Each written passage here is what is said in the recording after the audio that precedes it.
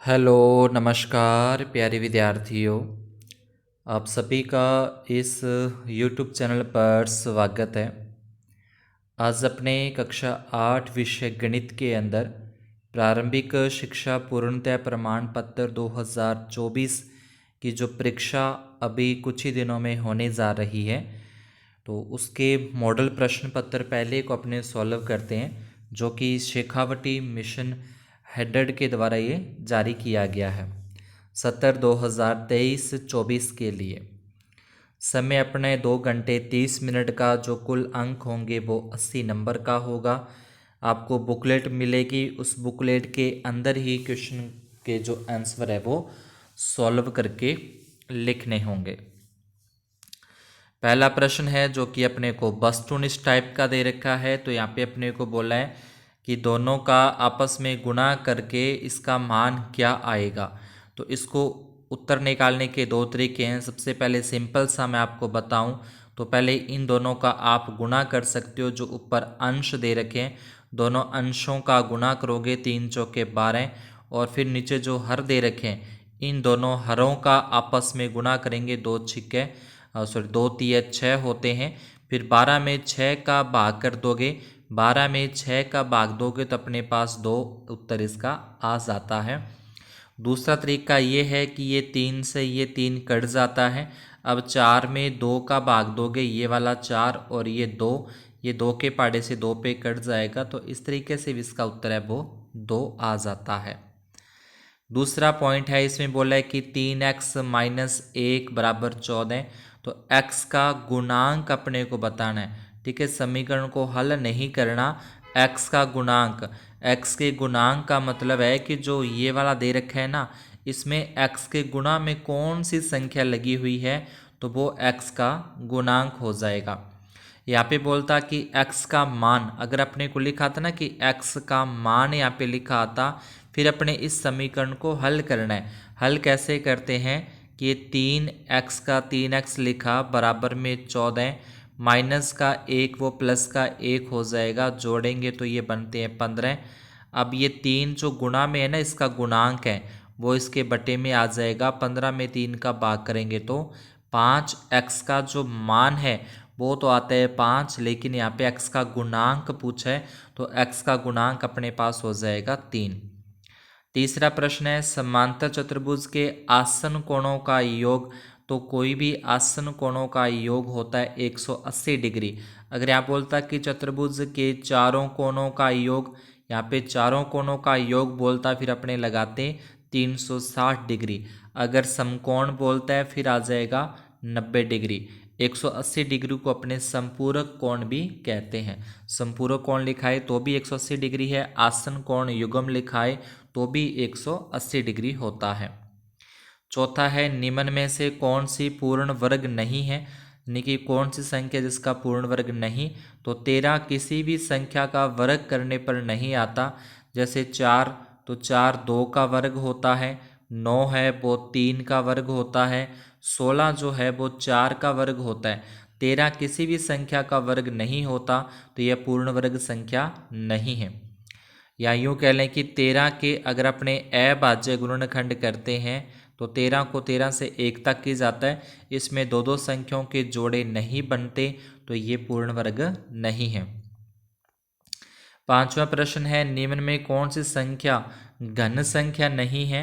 तो इसमें जैसे 50 है तो 50 घन संख्या नहीं है, क्योंकि 50 के अगर अपने अभाज्य गुणनखंड करते हैं तो 50 में 2 का भाग करेंगे 25, 25 में फिर 5 से करेंगे 5, फिर इसमें 5 से करेंगे तो 1।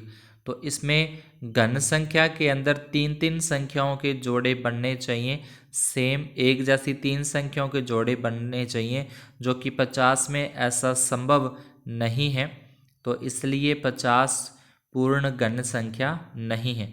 जैसे 8 के अगर अपने गुणनखंड करते हैं ना, तो 8 के गुणनखंड करने पर ये 2 गुणा 2 गुणा 2 3 बार आता है, तो इसमें 3 संख्याओं का जोड़ा पूरा बनता है। तो ये क्या हो जाएगी, जो 8 है वह पूर्ण वर्ग संख्या होती है।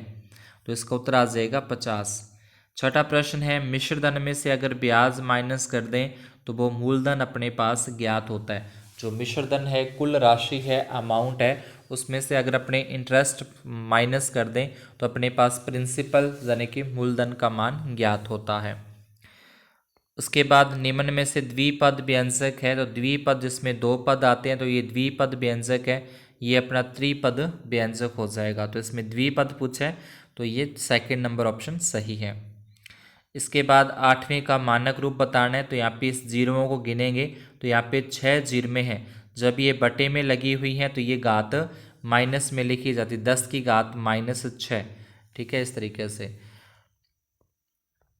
उसके बाद अति लघुत्रात्मक प्रश्न है, 9वें के अंदर अपने गुण धर्म का नाम बताना है। तो इसमें देखें कि आप 13 पहले नंबर पे आ रहा था, बाद में दूसरे नंबर पे लिखा गया, 2/7 सेकंड नंबर पे है और बराबर से इस साइड पहले नंबर पे। तो इसके क्रम के अंदर, इसकी सीरियल के अंदर चेंज किया गया है, तो इसको बोलेंगे क्रम विनिमयता। इसको क्रम विनिमयता का नियम कहते हैं। तो यह आ जाएगा क्रम विनिमयता। उसके बाद फिर सेकंड नंबर जो 10वां जो प्रश्न है, इसमें बोला है समीकरण 8x + 4 और 3x - 1 + 7 को हल करना है।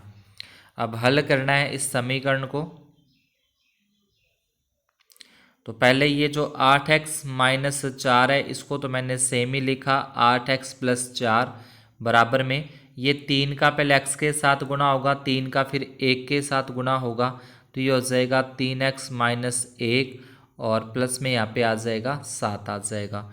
इसके बाद फिर 8x का 8x लिखा, ये जो प्लस के 3x है बराबर से इस तरफ लेके आएंगे तो माइनस के 3x बराबर में, यहाँ पे 7 में से ये 1 घट जाएगा 6 और ये प्लस के 4 बराबर से इधर लेके आएंगे तो माइनस के 4 होते हैं। 8x में से 3x घटा देंगे तो ये आ जाएगा 5x और 6 में से 4 घटा देंगे तो आ जाएगा 2। x का उत्तर निकालना है तो ये जो 5 गुना में थे वो इसके बटे में आ जाएगा, तो यहाँ से x का मान अपने पास निकलता है 2/5। तो ये 10वें प्रश्न का उत्तर अपने पास इस तरीके से समीकरण को हल करके x का उत्तर है वो अपने को ज्ञात करना है।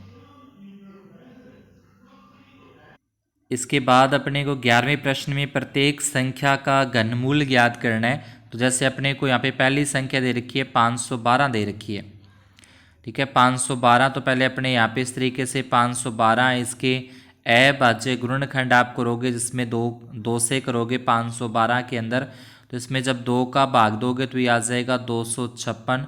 इसमें फिर 2 से भाग करेंगे तो ये आ जाएगा 128।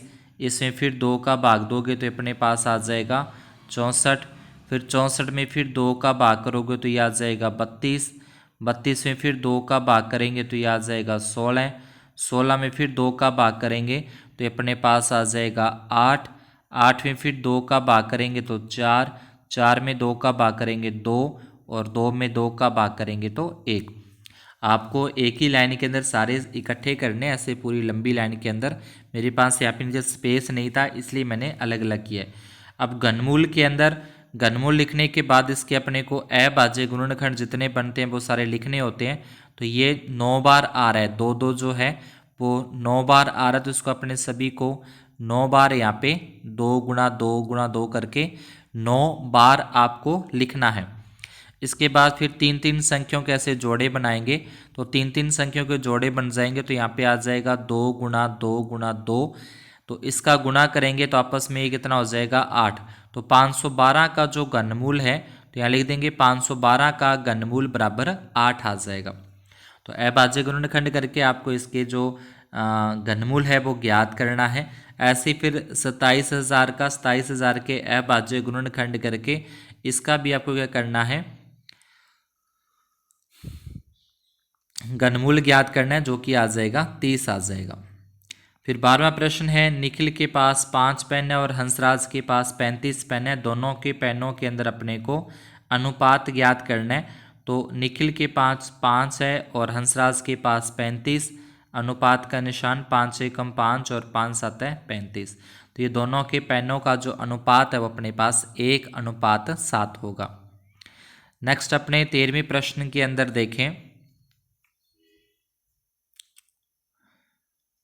अब 13वें के अंदर सत्य और असत्य वाले अपने को प्रश्न यहाँ पे बताने हैं कि कौन सत्य है और कौन असत्य है।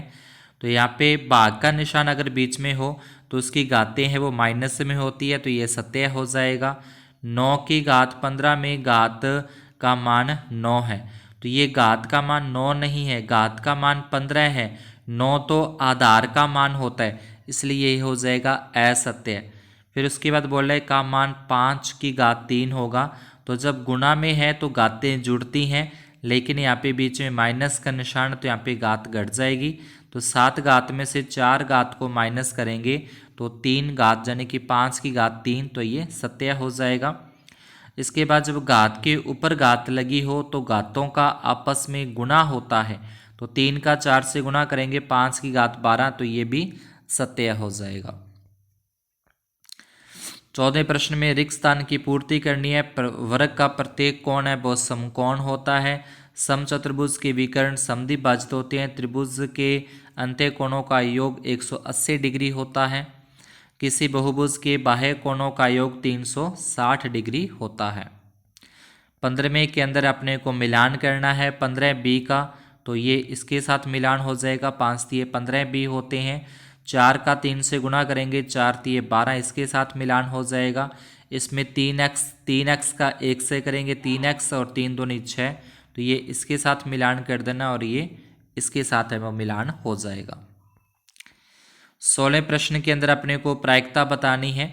तो एक पासे को एक बार फेंका जाता है, पासे को फेंकने पर अपने को पता है कि जो पासे पे अंकित अंक होते हैं वो 1 2 3 4 5 और 6 तक होते हैं।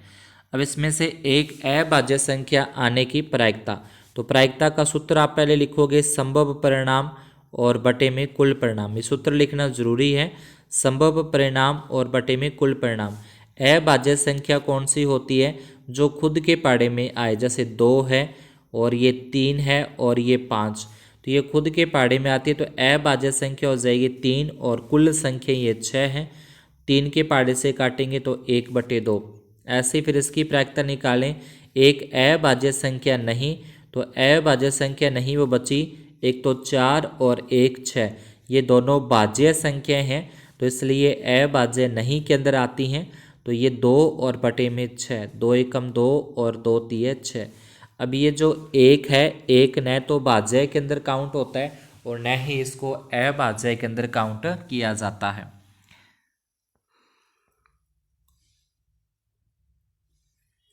अगला बोला अपने को 5 से बड़ी, तो 5 से बड़ी एक ही संख्या थी 6, तो 1/6 हो जाएगा। 3 से बड़ी, तो 3 से बड़ा, 4 भी 3 से बड़ा है, 5 भी 3 से बड़ा है और 6 भी 3 से बड़ा है, तो यह आ जाएगा 3 और बटे में 6, 3 एकम 3, 3 दूनी 6 होते हैं। आगे अभाज्य गुणनखंड विधि से 4096 को अपने क्या करने हैं, 4096 को अपने करने हैं अभाज्य गुणनखंड। ठीक है, 2 के पाड़े से ये सारे जाएंगे, काफ़ी लंबा सारा ये जाता है, तो इसको अपने एक कॉपी के ऊपर सॉल्व किया, वहाँ पे अपने इसके आंसर अब वो देखेंगे। ऐसे 18वें के अंदर है कि इसमें भुजाओं की संख्या बतानी है, तो इसका सूत्र होता है कि भुजाओं की संख्या बराबर 360 डिग्री और बटे में प्रत्येक बाह्य कोण, बटे में क्या आता है प्रत्येक बाह्य कोण, प्रत्येक बाह्य कोण ये लिखा जाता है बटे में, तो 360 डिग्री बटे में आ जाएगा 45, 45 का भाग देंगे तो 8 भुजाएं इसकी आएंगी, जिसको अपने अष्टभुज कहते हैं। नेक्स्ट अपने 19वें प्रश्न के अंदर यहाँ पे एक टेलीविज़न खरीदा जिसपे 12% बिक्री कर लग रहा है और भुगतान की जाने वाली राशि अपने को बतानी है। यहाँ पे 20वें प्रश्न के अंदर कि एक छात्रावास के अंदर, एक हॉस्टल के अंदर 100 विद्यार्थी हैं और उनके खाने के लिए 20 दिन का भोजन है। अब इसमें हॉस्टल या छात्रावास में 25 विद्यार्थी और आ जाते हैं, तो अब 25 विद्यार्थी और आने से ये 125 विद्यार्थी हो जाएंगे। तो ये बताना है कि ये जो 20 दिन की भोजन सामग्री थी अब वह कितने दिनों तक चलेगी। तो यहाँ पे विद्यार्थियों की संख्या में वृद्धि हो गई है, तो जो भोजन है वो कम दिन तक चलेगा, इसलिए यह प्रतिलोम अनुपात है और प्रतिलोम अनुपात वाले तरीके से अपने इसको सॉल्व करेंगे। 21वें के अंदर समीकरण को हल करना है। 22वें के अंदर यहाँ पे एक आयत चित्र का निर्माण करना है, जो कि ग्राफ के ऊपर अपने इसको बनाकर देखेंगे। 23वें के अंदर गुणनखंड करने हैं। ठीक है, दोनों प्रश्न अपने ने सॉल्व किए, अथवा वाला भी अपने को करना है। फिर 24वें के अंदर एक घनाकार और एक घनाभाकार डिब्बे का आयतन दे रखा है और उसकी अपने को ऊंचाई और चौड़ाई है वो ज्ञात करनी है। इसके अथवा में एक समचतुर्भुज और दे रखे हैं, उसके विकर्ण यानी कि जो समचतुर्भुज का क्षेत्रफल होता है 1/2 विकर्णों का गुणनफल, उस तरीके से अपने को इसको करना है। 25वें प्रश्न के अंदर अपने को इनका ग्राफ खींचना है। तो ये ग्राफ है वो अपने ग्राफ वाले ग्राफ के ऊपर ही इसको करके देखें किस तरीके से ग्राफ बनेगा। और यहाँ पे कुछ प्रश्नों के उत्तर अपने को दिए गए, तो ये प्रश्नों के उत्तर भी अपने बाद में देंगे। तो अब अपने करते हैं इन सभी प्रश्नों को एक कॉपी के पेज के ऊपर सॉल्व। तो अगर आपने वीडियो को लाइक नहीं किया है तो वीडियो को लाइक और चैनल को सब्सक्राइब जरूर कर दें, अपने फ्रेंड्स के अंदर ज़्यादा से ज़्यादा शेयर करें। अब देखते हैं अपने बाकी बचे हुए प्रश्नों के उत्तर। इसे 4096 का वर्गमूल, तो ये पूरा का पूरा 2-2 से भाग अपने करते जाएंगे, 2-2 से भाग करते जाएंगे। तो इस तरीके से इन सभी के पहले अभाज्य गुणनखंड करने, फिर अभाज्य गुणनखंड करके ये 2 गुणा 2 गुणा 2 इस तरीके से लिखना है। वर्गमूल ज्ञात करना है, 2-2 संख्याओं के जोड़े बनेंगे और उनमें से एक एक संख्या अपने आपस में लेकर उनका गुणा कर देंगे, तो इसका उत्तर आ जाएगा 64। अगर यहाँ पे घनमूल कहता है तो घनमूल के अंदर 3-3 संख्याओं के जोड़े बनाने होते हैं। 18वां प्रश्न है बहुभुज की भुजाओं की संख्या बतानी है, तो सूत्र आ जाएगा 360 बटे में प्रत्येक बाह्य कोण भाग दे देंगे तो 8 भुजाओं की संख्या आ जाएगी। 19वें के अंदर अपने को टेलीविज़न का मूल्य दे रखा है 13,000 रुपये, बिक्री कर अपने को दे रखा है यानी कि टैक्स लग रहा है इसके ऊपर 12%। तो पहले ये पता करते हैं कि 12% बनता कितना है, यानी कि 13,000 का जो 12% बिक्री कर लग रहा है वो कितने रुपए बनेगा। तो 13,000 का 12% लिखेंगे अपने। उसके बाद का की जगह पे गुना का निशान, परसेंटेज की हटाकर बटे में 100 आ जाएगा। ये 2 जीरो में से 2 जीरो में कट जाती हैं। 130 का 12 से गुना करेंगे तो 1,560 रुपये क्या आ जाएगा, बिक्री कर आ जाएगा। इतने रुपये उसके ऊपर टैक्स लग रहे हैं, यानी कि जो 13,000 का टेलीविज़न तो है और साथ में ये 1,560 रुपये और लगेंगे टैक्स के रूप में। तो अब जो इस टीवी को खरीदेगा, टेलीविज़न को खरीदेगा, वो 13,000 रुपये तो ये उसकी लागत है वो देगा और 1,560 रुपये जो उस पर टैक्स लग रहा है वो भी ग्राहक को भुगतान करना पड़ेगा। तो यहाँ पे अपने पास आ जाएगा विनोद द्वारा दी जाने वाली राशि। तो ये दी जाने वाली राशि 13,000 का टेलीविज़न है, ये इसके ऊपर टैक्स लग गया 14,560 रुपये। इसके बाद नेक्स्ट प्रश्न के अंदर जिसमें अपने छात्रावास के बारे में दे रखा था कि 100 विद्यार्थी हैं, 20 दिन के लिए भोजन है, 25 विद्यार्थी और आगे तो 125। अब भोजन कितने दिनों तक चलेगा, तो यह है प्रतिलोम अनुपात है। प्रतिलोम अनुपात के अंदर इन दोनों को गुणा में लिखा जाता है, 100 गुणा 20 बराबर बाद में इन दोनों को गुणा में लिखा जाएगा 125 गुणा x। अब इस x का मान ज्ञात करना, तो 125 जो गुणा में है वो इसके बटे में चले जाएंगे, इसके भाग में अपने इसको कर देंगे। 100 का 20 के साथ गुणा करेंगे 2000 बटे में 125, दोनों 25 के पाड़े में आते हैं। 2000 में 25 का भाग देंगे 80 तक जाएगा, 125 में 25 का भाग देंगे 5 तक जाएगा। अब 80 में 5 का भाग दे देंगे 16, तो जो 20 दिन तक भोजन चलने वाला था वो अब 16 दिन तक ही भोजन चलेगा। 21वें के अंदर अपने को समीकरण को हल करना था, तो यहाँ पे पहले 15 का y के साथ गुणा करना है, फिर 15 का 4 के साथ गुणा, फिर 2 का y से गुणा करेंगे 2y, फिर 2 का 9 से गुणा करेंगे 18, माइनस और माइनस हो जाएंगे प्लस, फिर 5 का y से गुणा करेंगे 5y, 5 से 31। तो इस तरीके से गुणा अपने को करनी है। गुणा करने के बाद y वाले देख लें, ये 15y आ रहा है, ये माइनस के 2y और ये प्लस के 5y। तो 15 में से 2 घटा देंगे 13 बचेंगे, 13 में ये 5 जोड़ेंगे 18। अब जो संख्या देखें, माइनस के 60 है, प्लस के 18, प्लस के 30, तो 30 और 18 तो हो जाएंगे 48, प्लस के 48 है, माइनस के 60 है, तो 60 में से 48 घटाएंगे, माइनस के 12 बराबर में 0, ये माइनस का 12 बराबर से इधर लेके आ रहे हैं, प्लस का हो जाएगा। 18 गुणा में था वो इसके आ जाएगा बटे में, यानी कि y बराबर 12 बटे में 18, 6 के पाड़े से कट कर देंगे, 6 दूनी 12 और 6 तिये 18 होता है। 23वें के अंदर अपने को गुणनखंड करने हैं। पहले इन दो का समूह है और इन दोनों का समूह है। इन दोनों में जो कॉमन एक जैसी संख्या आती है वो अपने बाहर निकालना है। जैसे 15 और 6 दोनों में 3 का भाग जा रहा है, 3 बाहर कॉमन निकाला। दोनों में x आ रहा है, x बाहर कॉमन निकाला। 15 में 3 का भाग देंगे 5 और y बचेगा। 6 में 3 का भाग देंगे 2। इन दोनों में कुछ भी एक जैसा कॉमन नहीं दिखता तो अपने इसके साथ गुना 1 मान सकते हैं। 1 कॉमन निकालेंगे तो सेम आ जाएगा 5y माइनस 2। अब दोनों के अंदर ही 5y प्लस 5y माइनस 2 आ रहा है, इसको बाहर कॉमन निकाला और ये जो बाहर वाला था 3x प्लस 1 वो अपने क्या यहाँ पे लिख देना है। सेकंड नंबर के अंदर, तो सेकंड नंबर के अंदर भी ऐसे ही इन दोनों का समूह बना के 6 और 4 में 2 का भाग जाता है। दोनों के अंदर y भी आ रहा है, कॉमन निकाल दिया। 6 में 2 का भाग देंगे 3 और साथ में ये x आ जाएगा। 4 में 2 का भाग देंगे 2। y था वो y पहले ही अपने बाहर कॉमन निकाल दिया। अब 6 और 9 के अंदर 3 का भाग जा रहा है। 3 के पाड़े में 6 2 पे आते हैं, 3 के पाड़े में 9 3 पे आते हैं, x का x आ जाएगा। अब इसमें अपने क्या देख रहे हैं दोनों के अंदर कि एक के अंदर तो अपने पास आ रहा है 3x माइनस 2, यहाँ पे 2x माइनस 3 है। तो इसमें माइनस बाहर गुणा कर देंगे, माइनस से गुणा करेंगे तो ये माइनस का 2 हो जाएगा और ये प्लस का 3x हो जाएगा। माइनस बाहर कॉमन निकालना या गुणा करने से तो जो प्लस का निशान था वो माइनस का हो जाएगा, माइनस वाला है वो प्लस का। तो अब ये जो 3x प्लस के बने इसे आगे लिख दिया, पहले लिख दिया, माइनस 2 को बाद में लिख दिया। अब ये दोनों सेम बन चुके हैं। 3x माइनस 2 3x माइनस 2 लिखा और ये बाहर वाला 2y माइनस 3 तो ये बाद में लिख देते हैं। उसके बाद नेक्स्ट तीसरे पॉइंट के अंदर, तीसरा पॉइंट सिंपल सा है। दोनों में एक तो 7 का भाग पूरा पूरा जा रहा है, एक दोनों में a कॉमन आ रहा है तो भाग देने के बाद ये अपने पास a प्लस 2 आ जाएगा। फिर 6p माइनस 12q दोनों में 6 का भाग जा रहा है तो 6 का भाग देंगे तो यहाँ पे p बचेगा। 12 में 6 का भाग देंगे 2 और साथ में आ जाएगा q। अथवा के अंदर भी अपने को इसमें भाग देने हैं तो भाग देने के लिए अपने को दे रखा है प्रश्न के अंदर।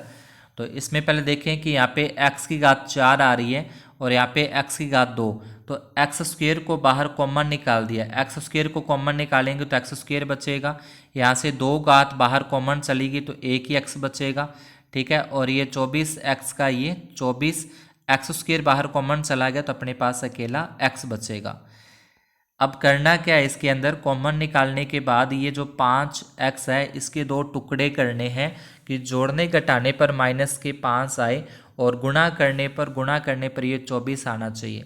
तो अपने पास 2 संख्याएं ली 8 और 3। 8 में से 3 घटाने पर 5 भी आते हैं और गुणा करने पर 24 भी आता है।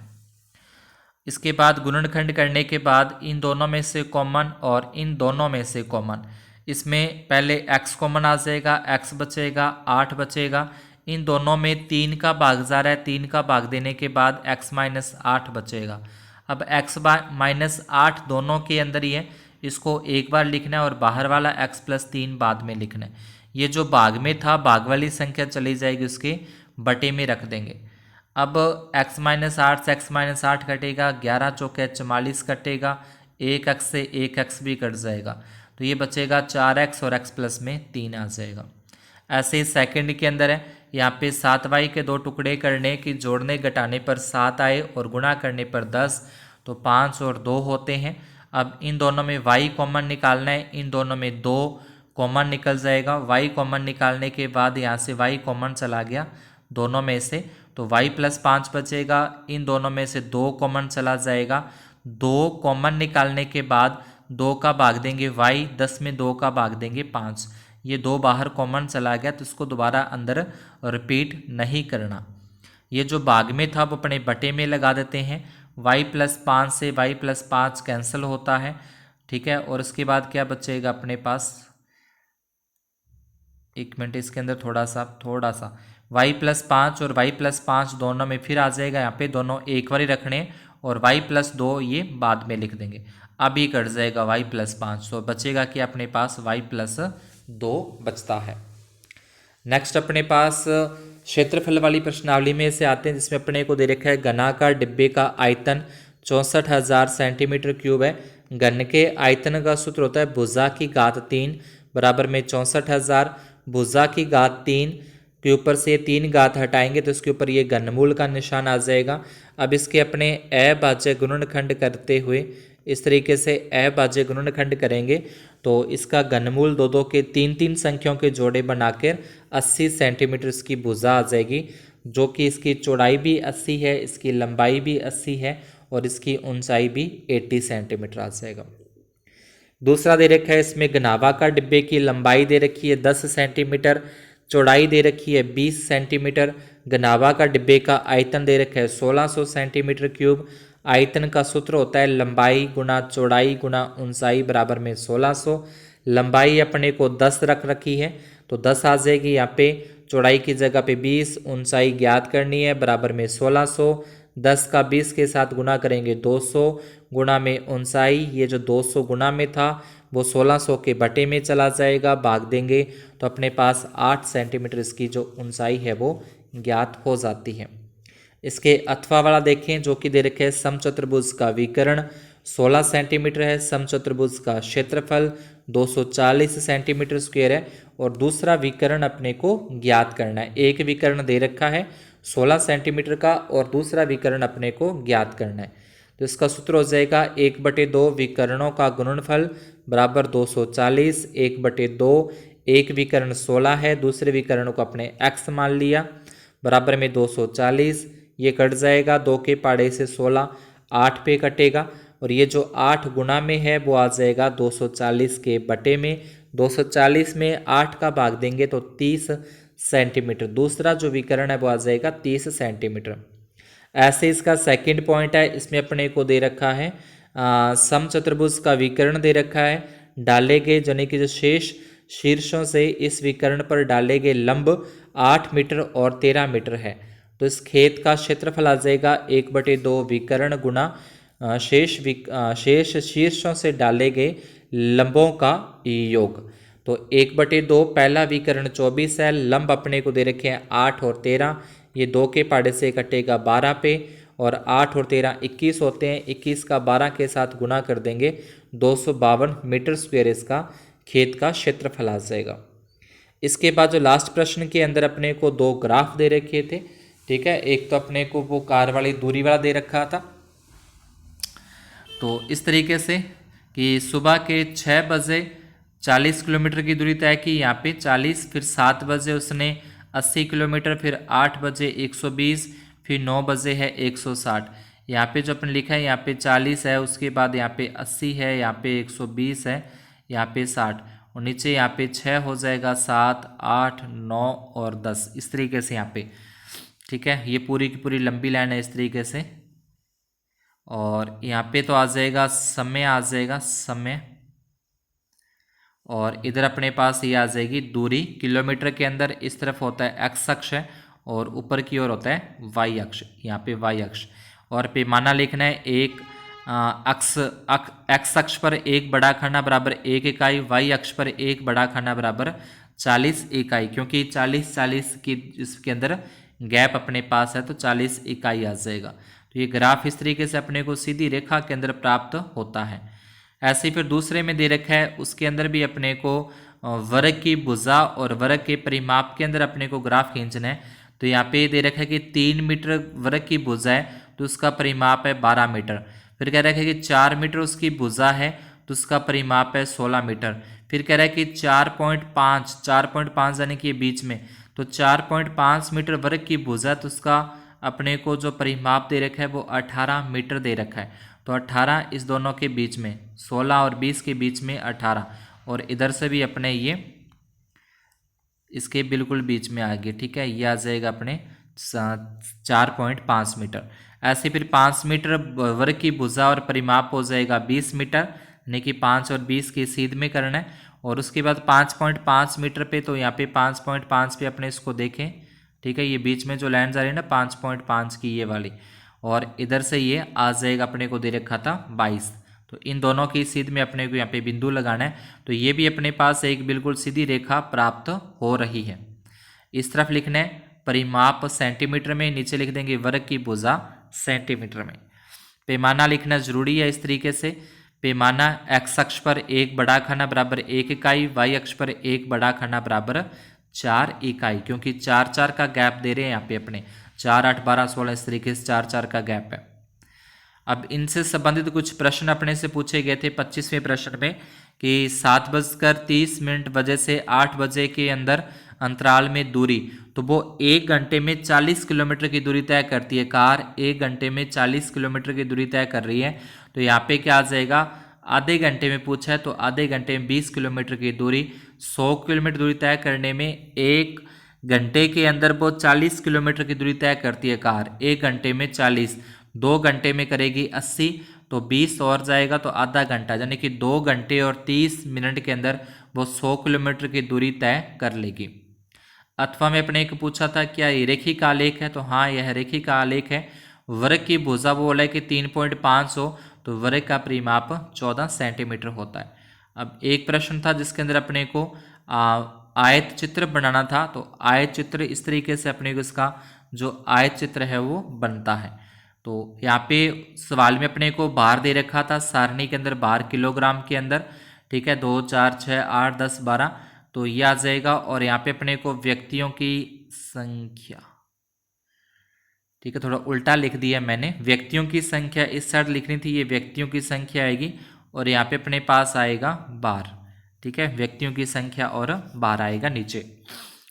तो पहले अपने को बोला है कि जिनका बार 40 और 45 के बीच में है, तो 40 और 45 के बीच जिनका बार है तो उनकी संख्या है 4, वो व्यक्तियों की संख्या अपने पास कितनी है, 4 है, तो ये 4 की सीध में हो गया।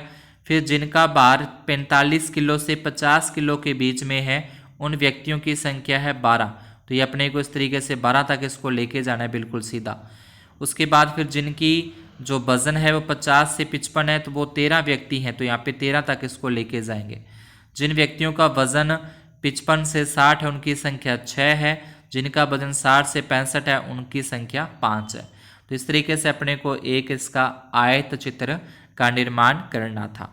इसमें भी अपने को पैमाना लिखना है, एक्स अक्ष पर 1 बड़ा खाना बराबर 5 इकाई, वाई अक्ष पर 1 बड़ा खाना बराबर 2 इकाई, वाई अक्ष और एक्स अक्ष अपने को इस पर शो करने होते हैं। तो ये था अपना ग्राफ। तो यहाँ पे अपना ये मॉडल पेपर पूरा कंप्लीट होता है। अगर आपको सवाल समझ में आए हों तो वीडियो को लाइक, चैनल को अभी तक सब्सक्राइब नहीं किया है तो चैनल को सब्सक्राइब जरूर करें, अपने फ्रेंड्स के अंदर ज़्यादा से ज़्यादा शेयर करें। धन्यवाद और शुभ दिन।